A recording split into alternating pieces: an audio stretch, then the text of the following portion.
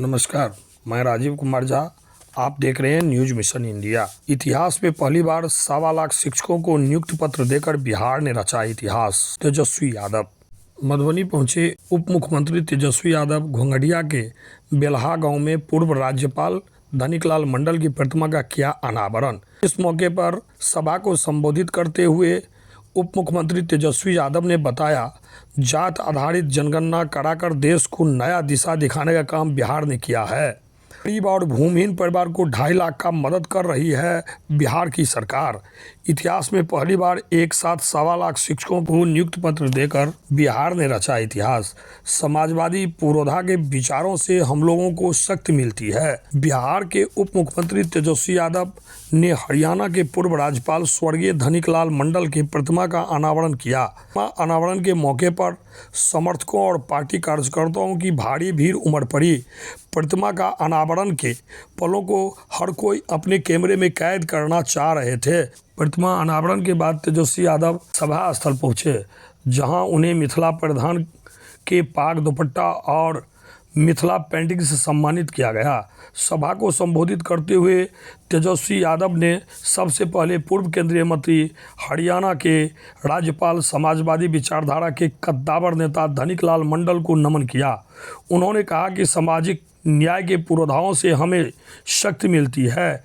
उनके विचारों पर चलकर ही सामाजिक समरसता कायम रखा जा सकता है। उन्होंने कहा कि बिहार सरकार ने जाति आधारित जनगणना कराकर देश को नया दिशा दिखाने का काम किया है।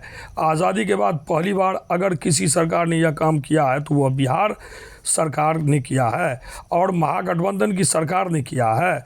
उन्होंने कहा कि सामाजिक न्याय के साथ साथ आर्थिक न्याय और आर्थिक आज़ादी की ज़रूरत है, जिससे कि समाज में समानता व खुशहाली आए।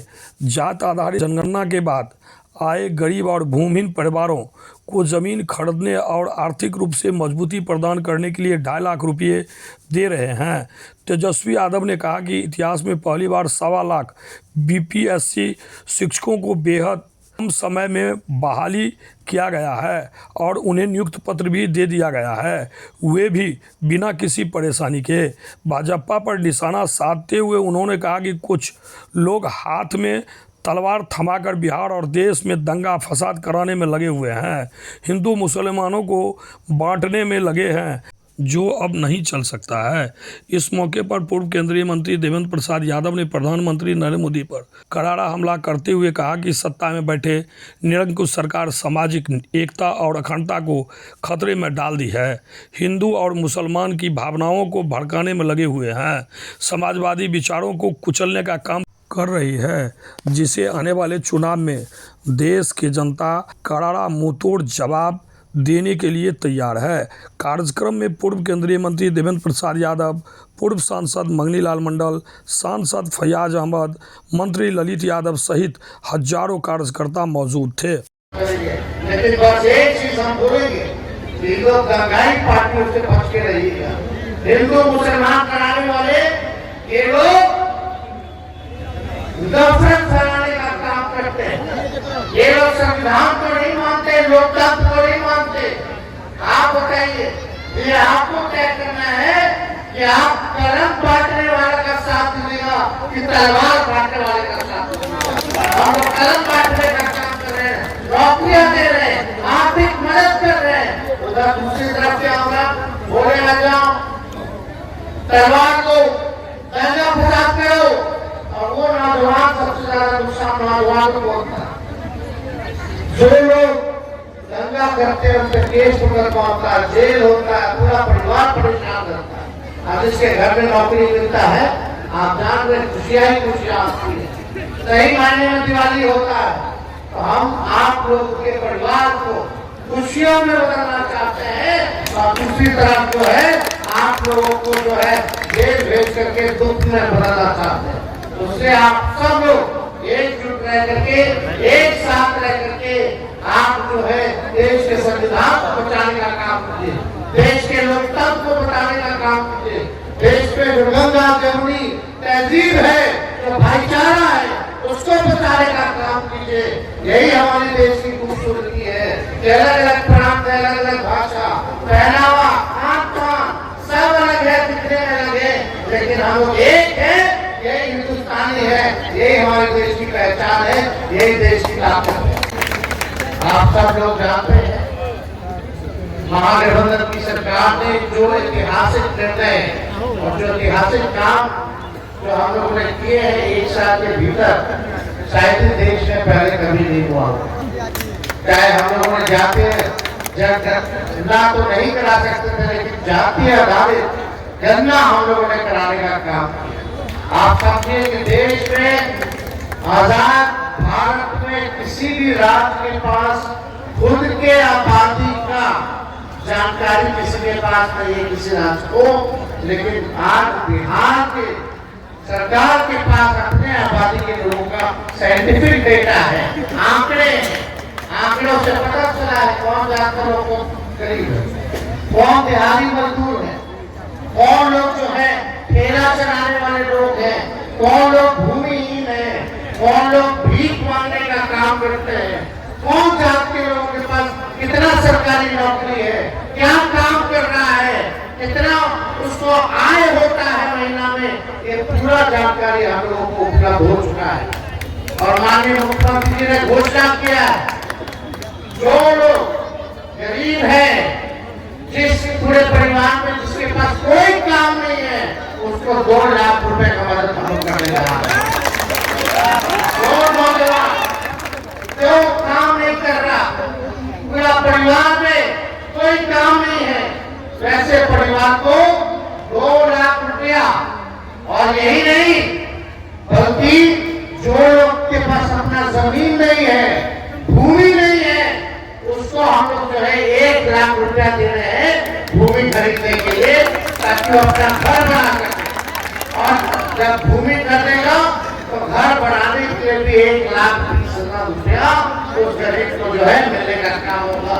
तो लगभग 2.5 लाख के आसपास जो है हम लोग उन भूमिहीन को मदद करने जा रहे हैं जिसके पास अपना घर नहीं है, जो जमीन नहीं है। तो ये काम जो है ऐतिहासिक काम हम लोग करने का काम कर रहे हैं। और भी अलग अलग योजना हम लोग बनाने का काम करेंगे जिससे सहूलियत होगी, जिससे हम लोगों को पता है कि कौन परिवार कितना गरीब है या कौन सी मुसीबत को झेल रहा है, उसको उसी हिसाब से उनके लिए योजना हम लोग बना करके काम करेंगे। तो सबसे बड़ी बात यह है कि जो लड़ाई आप लोगों के समाजवादी नेता, बड़े से बड़े नेता देश में हैं, जिनको आज हम नमन करते हैं, जो हम लोगों के प्रेरणा है, जिनके हमको विचारों से शक्ति मिलती है, चाहे लोहिया जी हो, कर्पूरी ठाकुर जी हो, चाहे जेपी जी हो, चाहे आप देखिएगा शरद यादव जी हो, सभी लोग बीपी मंडल हो, सभी लोगों को बाबा अम्बेडकर हो, सभी लोगों को याद रखते हैं। उनके विचार से शक्ति मिलती है और इसीलिए हम लोग जो है काम कर रहे हैं। हमने बोला था सामाजिक न्याय के साथ साथ आज जरूरत है आर्थिक न्याय लोगों को मिले, उस दिशा में हम लोगों का सरकार का काम है। हम लोग चुनाव में बोले तो 10 लाख नौकरी, आप देख लीजिए 1 साल के भीतर लगभग 4 लाख से भी ऊपर का बहाली जो है निकाल दिया गया सरकारी नौकरी का। और एक दिन में देश में कभी नहीं हुआ, 1 साल 1.25 लाख लोगों को नियुक्ति पत्र अगर बांटा गया एक विभाग द्वारा, अभी तो भर्ती अब चालू हो गया, फॉर्म भर रहा, अब सेकेंड फेज का भी जो है वो चालू कर दिया गया। तो आप लोग सब लोग देख रहे हैं कि हर एक दिशा में हम लोग जो है काम कर रहे हैं। जो कमिटमेंट हम लोगों ने किया था उसको हम लोग पूरा करने का काम करेंगे। लेकिन बस एक चीज हम बोलेंगे, लोग दंगाई पार्टियों से बच के रहिएगा। हिंदू मुसलमान कराने वाले ये लोग नफरत फैलाने का काम करते हैं। ये लोग संविधान को नहीं मानते, लोकतंत्र को नहीं मानते। आप बताइए ये आपको तय करना है कि आप कलम बांटने वाले का साथ दीजिएगा कि तलवार बांटने वाले का साथ दीजिएगा। हम लोग कलम बांटने का काम कर रहे हैं, नौकरियां दे रहे हैं, आर्थिक मदद कर रहे हैं। उधर दूसरी तरफ क्या होगा, बोले आ जाओ तलवार को दंगा फसाद करो, और वो नौजवान सबसे ज्यादा नुकसान नौजवान को होता है। जो लोग दंगा करते हैं उनसे केस मुकदमा होता है, जेल होता है, पूरा परिवार परेशान रहता है। अब जिसके घर में नौकरी मिलता है, आप जान रहे खुशियां ही खुशियां आती है। सही मायने में दिवाली होता है, तो हम आप लोग के परिवार को खुशियों में बदलना चाहते हैं और दूसरी तरफ जो है आप लोगों को जो है भेज भेज करके दुख में बदलना चाहते हैं। तो उससे आप सब लोग एकजुट रह करके, एक साथ रह करके आप जो है देश के संविधान को बचाने का काम कीजिए, देश के लोकतंत्र को बचाने का काम कीजिए, देश में जो गंगा जमुनी तहजीब है, जो भाईचारा है, उसको बचाने का काम कीजिए। यही हमारे देश की खूबसूरती है कि अलग अलग प्रांत, अलग अलग भाषा, पहनावा, खान-पान सब अलग है, दिखने में अलग है, लेकिन हम लोग एक है। यही हिंदुस्तानी है, यही हमारे देश की पहचान है, यही देश की ताकत है।